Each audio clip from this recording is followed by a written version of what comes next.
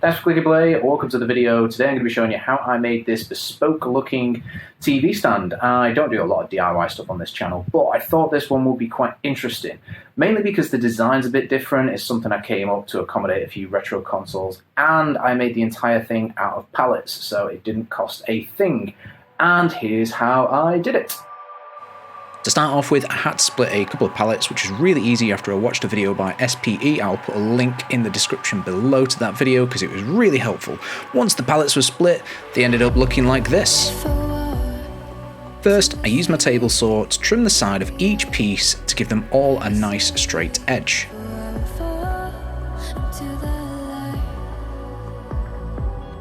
I then set it to the exact width I wanted the pieces and ran the remaining rough edges through the table saw.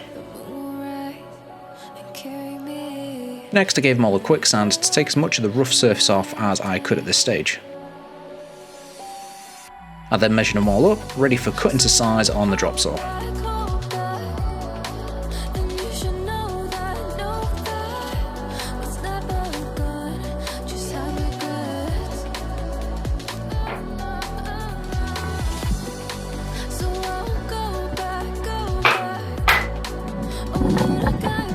All that work, and this is just for the supports. We haven't even got onto the flat surfaces yet, so here's what we're going to do now.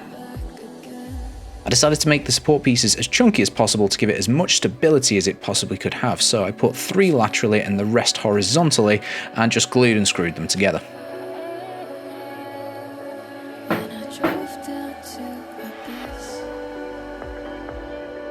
Decided to experiment and just glued it together and clamped it all up. If it had enough clamps, I would have done this to every piece, but I didn't, and I really wanted to get this done quickly, so the rest of them I just carried on gluing and screwing.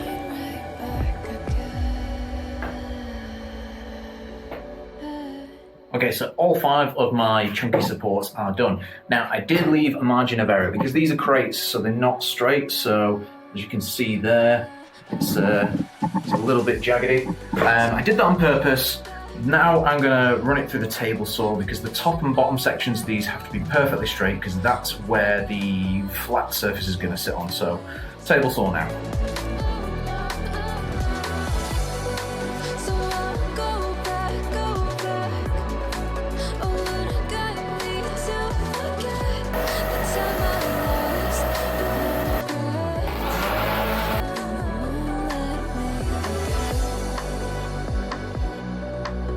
Now for the end of these pieces, again I factored in a bit of wiggle room because I knew things weren't going to be straight and I'm just going to line it up. Yeah, it's not a perfectly flush looking thing. Now some of them aren't too bad, like when you have a look at that, you know, it's not too bad. A quick sand will take care of that, but then you've got pieces like that where it's not lining up at all. So I have this thing on my table saw, but every time I use it, I mess things up. I just did the test cut and I hate it. It doesn't work. I think it's because it's a cheap table saw. So what I'm going to do is I'm just going to be really, really careful with my drop saw. But again, cheap drop saw, so it's not going to go all the way across. So we're going to drop saw one side, flip it over, and try drop saw exactly the same place on the other. See how that goes. You came with a warning. I should have seen it. My bad for falling. I'm far from perfect, but I know I'm not worth it. More than you're giving.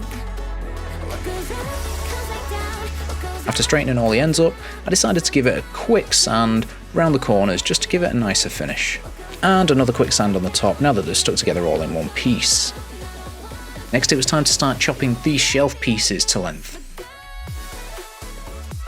I decided to screw the shelf pieces together 3 chunks at a time because I thought it was going to be easier to go through the table saw. First one went through fine without a problem, but the second and third one started kicking up some smoke, so I thought it was best to stop at that point. From that point, I just run them through 2 at a time, and they all seem to go through quite easy then. Now all the lengths of timber are cut, I'm going to make some very basic legs. I've got pieces of wood like this, and then I've just cut them to the same width and put a little slant on them just so it looks nice and neat. These are going to go underneath these here, and I'm just basically going to screw them in so they're all stuck together. Comes around and what goes up comes back down, and your day will come around. Oh no.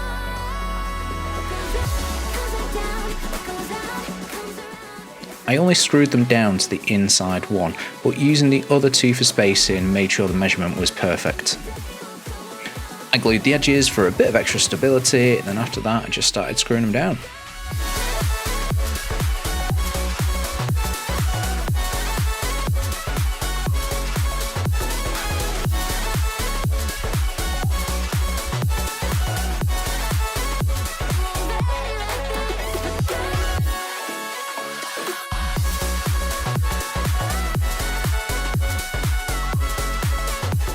Then a quick sand to get as much of the dirt and the roughness off the pallet wood.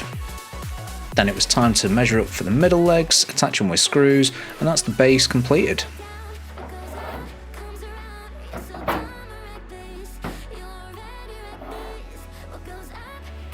After that, I used a similar process for the remaining two shelves.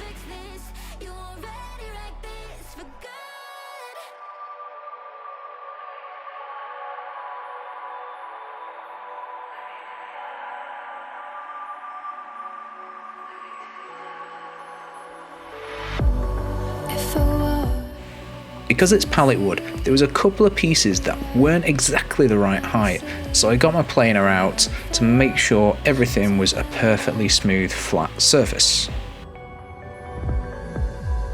Every time I try to breathe, the moon will rise and carry me. Now it's time for the fun part. Ooh.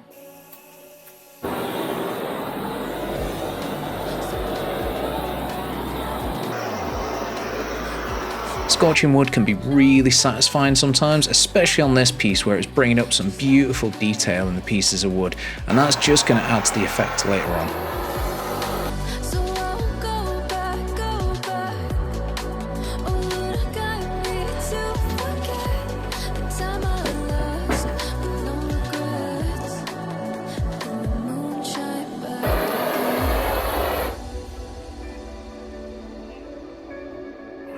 And the moonshine back again. When I drove down to my base, while I blame the world's neglect.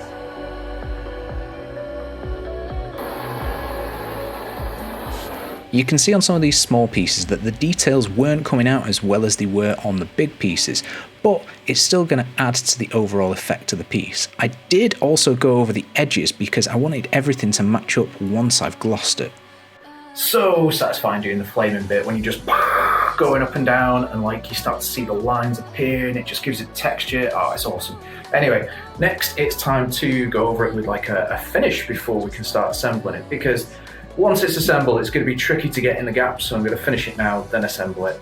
I've gone for this walnut satin. I did a couple of tests, and once the wood had been fired, the difference between the antique pine and the walnut was negligible, so I'm going to go for the satin walnut finished and hopefully it'll look nice and classy.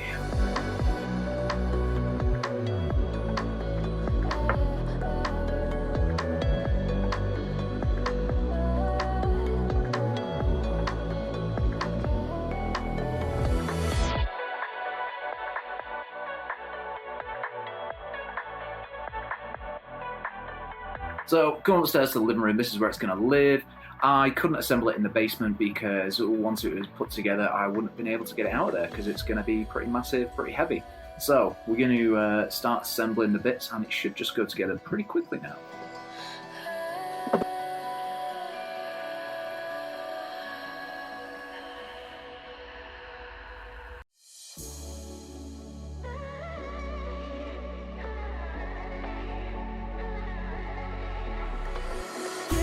You came with a warning.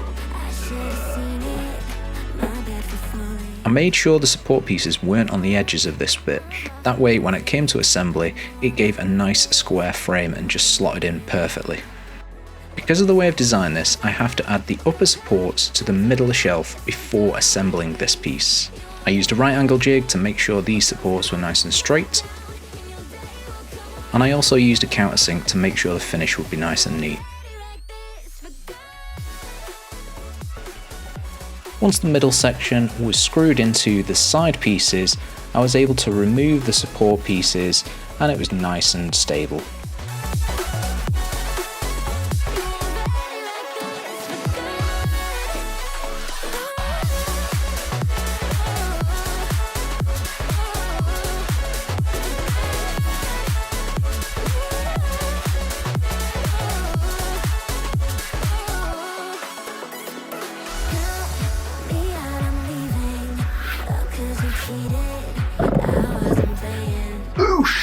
Right, so it's done. Well, it's pretty much done. I've noticed that I've got to stay in the very front thin bits.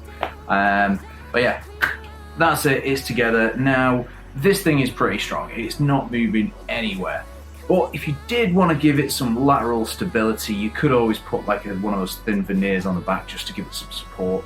But I'm not. I'm happy with this. I'm sat on it. It's not budging anywhere. So I think what we'll do next is we'll cut to the unit fully finished, looking nice with all the stuff inside it. Take a look now.